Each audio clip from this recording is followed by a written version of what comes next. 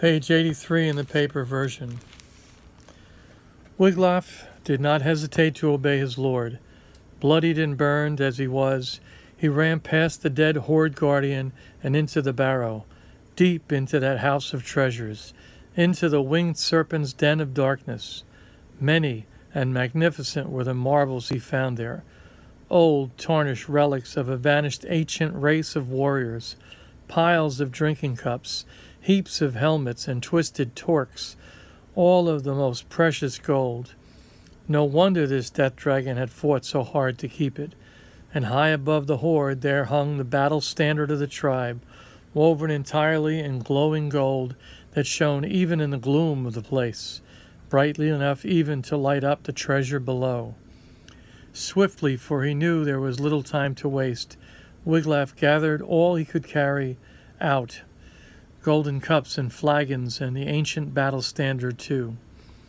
Even burdened by his load of treasures, Wiglaf ran all the way back out of the tunnel. With every eager step he worried that his lord might already have died out there while he was gone. And when the brave Thane at last saw his leader, he did seem almost dead. Barely breathing still, his eyes closed, Wiglaf sprinkled his face with cooling water, begging him to wake up and live. Deep in his death sleep, the Battle King heard Wiglaf's voice calling him back, opened his eyes, and saw the gold that honest Wiglaf had brought to show him. He thanked the youngster for all he had done for him. He was thoughtful even into death, this hero, and then, breathless, spoke these last few words. I have defended my kingdom these 50 years as best I could, served my people as wisely as I could. For that I thank my God, the King of all glory, and to him also give thanks for these treasures I see before my dying eyes, for the opportunity to acquire them for my people on my death day, to sustain them in all their needs in the future when I am gone. Wiglaf, my beloved friend, I fear I can stay no longer. Tell them, and this is my last command as their king, to build me a tomb high on the cliff overlooking Ronesness. Let it stand always as a towering reminder of me to my people, so that masted ships dipping through the sea mists may see it and remember it always. Let the place be known forever as Beowulf's Barrow. So saying, he unclasped the golden collar from around his neck and gave it to Wiglaf. His helmet, armor, and arm rings, too, he handed to the young spearman, rewarded for his courage and loyalty. Use these well, good friend, he said. These were the old man's last words, spoken with his last breath. At that moment, his soul left his body, soaring heavenward on its way to everlasting glory. How Wiglaf grieved then at the passing of his king, at the suffering of his life's end. It was no consolation to him that nearby lay the corpse of the terrible death dragon, no joy to him that the destroyer had been destroyed, that he could no longer fly in the night air, no longer terrorize and torment the people. It was no matter either that the beautiful treasure hoard of unimaginable wealth was theirs. Not long afterwards, those 10 traitorous battle shirkers, those cringing cowards who had deserted their leader so shamefully, decided it was safe enough to emerge from the woods. They came now to where the old king lay, and found Wiglaf, weary with battle, weeping at his lord's shoulder, still trying to wake him with water, still not wanting to believe that the hero would not wake from his death sleep, would never speak again. But as stillness gripped the old man's body, he saw and understood there was no life left, nor any hope of life either.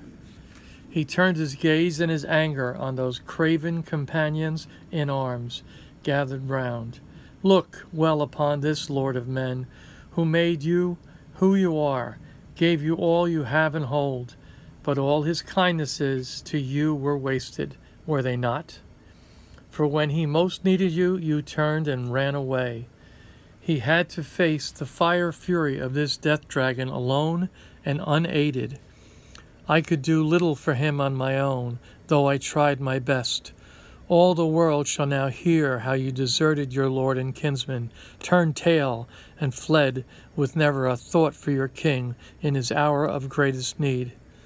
You thought only of your own worthless skins. For this shameless act you will pay a heavy price, I promise you. You will be stripped of all your riches and honors, all possessions, even your homes. You and yours will be condemned to wander the world as beasts, homeless and friendless forever. News of the great king's death spread fast, how he had tried all he could to kill the death dragon, and had indeed achieved it at last, but at a terrible cost. Both lay dead, now on their slaughter bed by the mound. Wiglaf, the young spearman, the only one who had stood by him in the fight, still at his master's side. On hearing these hateful tidings, the earls in the royal mead halls, saddened and silent, sat by their shields, fearful now for the safety of their kingdom. For the Lord of the Geats, so long their strong protector, so long their guardian against every enemy, was gone from them forever.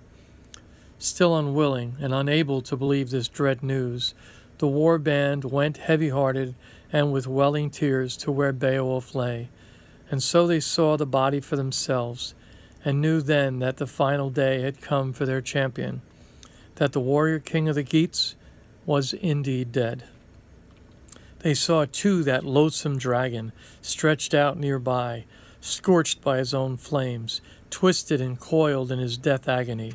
More than 50 feet long he was, this vile creature, once master of the darkness, once their terrible tormentor, now laid low and destroyed by brave Beowulf. And they found there too all the treasure hoard the death dragon had been guarding.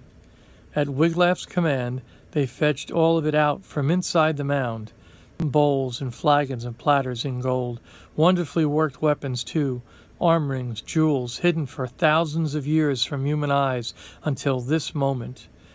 Neither they, as they gazed in awe at this precious pile, nor indeed Beowulf himself, could ever have known that the sole survivor of the earls, who so long ago had placed that treasure for safekeeping there, had laid a curse on it to last till the end of time, that whoever found it and plundered it would bring down upon himself and his people nothing but terror and tragedy.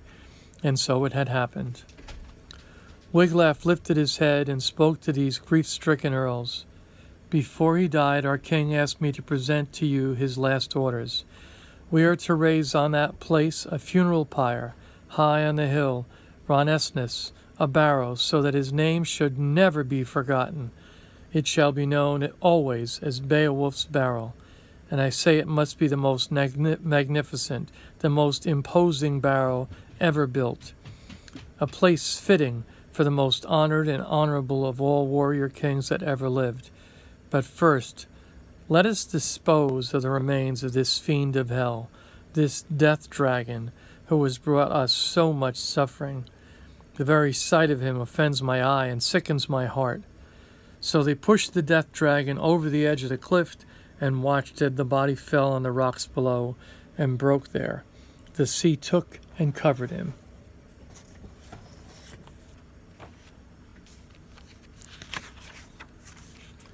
Then the earls made a bier and carried their beloved king to the hill at Ronesnus. Firewood was brought from afar. A funeral pyre was built. All around it they hung shining war coats, battle shields, and helmets, as befitting the great hero they had lost. On the very top they laid him out, just as he had ordered. Wiglaf it was who set the torch to the pyre, kindled the biggest funeral pyre ever seen. Wind fanned, the flames roared up through the pyre and consumed their cherished lord. As the cloud of black smoke drifted high over the ocean, there could be heard the wailing and weeping of women, the warriors and all his people, a song of sorrow that rose with that billowing smoke. Heaven swallowed both. Then, just as Beowulf had commanded, the Geats built for their dead leader a beacon on that headland, so high and huge that all seafarers could see it for miles around. and deep in his tomb they laid the ashes that remained from the fire, and placed there too all the jewels and torques, and all the magnificent treasure hoard they had recovered from the dragon's mound. They left it there in Ert's keeping, and there it is to this day, no more use to men than ever it was before. And then the warriors rode around and around this walled barrow, last resting place of their hero king, and mourned him, told out loud their grief in lavish words, praising his name and his prowess, honoring him as their lord and friend. Of all the kings that had ever lived, they said, this was the gentlest and kindest to his people, the most gracious and famous the world had known. His life might be over, they said, but his name and his deeds would live on as long as his tale was told. Which is why all these years later, I have told this tale.